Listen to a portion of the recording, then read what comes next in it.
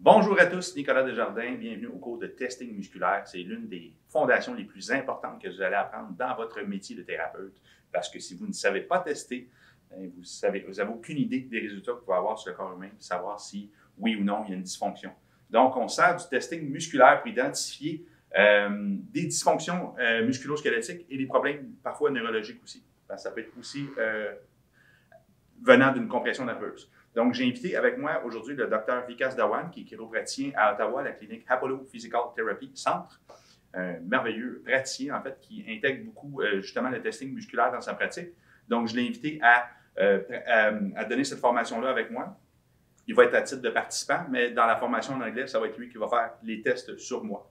Donc, pour les tests musculaires, ils permettent de tester la capacité du muscle ou d'un groupe musculaire à supporter le squelette, évidemment, parce que les muscles aussi ont une fonction posturale.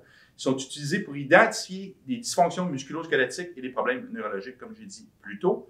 Ils sont faciles à faire et sans équipement nécessaire. Bon, une table, ça convient parfaitement. On peut même faire certains tests sur une chaise ou sur un tapis au sol. Ils sont utiles pour évaluer les dysfonctions au niveau aussi de la posture, du réflexe de la marche, de la mobilité, de la flexibilité et même de la symétrie musculaire. Donc, on a besoin quand même d'une petite standardisation, une connaissance anatomique et physiologique. Le patient doit toujours être testé de la même façon, parce qu'évidemment, si on change l'angle, on peut aller chercher d'autres types de flux musculaires. Puis ce qu'on veut, c'est aller chercher une normalité. Parce que pourquoi on apprend ces tests-là? C'est pour savoir si avant et après, il y a une amélioration.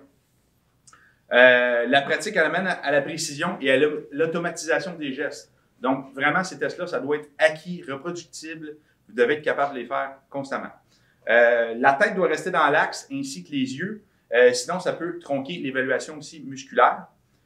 Puis, touchez pas non plus. C'est un autre petit règle, c'est pas toucher le muscle qu'on teste parce qu'on veut éviter d'écraser les tendons. Exemple, je teste le deltoïde antérieur, mais je mets la main sur le muscle, ça peut affecter les fuseaux neuromusculaires, donc envoyer une erreur au cerveau. Alors voilà. Je peux vous montrer un exemple par rapport à ça, justement. Dans le cas ici, exemple du deltoïde antérieur, je mets le bras pratiquement pas à 45 degrés, mais quasiment, parce qu'ici, on est plus en train de tester l'articulation gléno-humérale. Donc, je baisse un peu, on verrouille le coude, pousse fort vers le haut, très fort.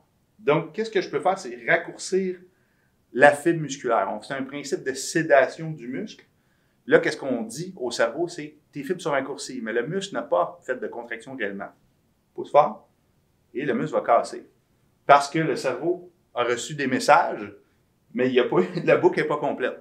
Donc, il faut faire attention. C'est le même principe. Si on touche le muscle, on peut venir affecter. Donc là, je vais ramener le muscle à sa pleine longueur. J'ai compté 5 fois. Pousse fort vers le haut. Très fort. Mais je peux faire le contraire aussi. En étirant le muscle, on va amener le même genre de problème au niveau du cerveau. Pousse fort vers le haut et hop, ça casse. OK? On va ramener le muscle à sa pleine longueur, sa longueur normale qui était fonctionnelle. Pousse fort vers le haut. Fort, fort, fort, fort. Excellent. Donc, voilà. C'est une des raisons pourquoi il ne faut pas mettre les doigts sur les muscles.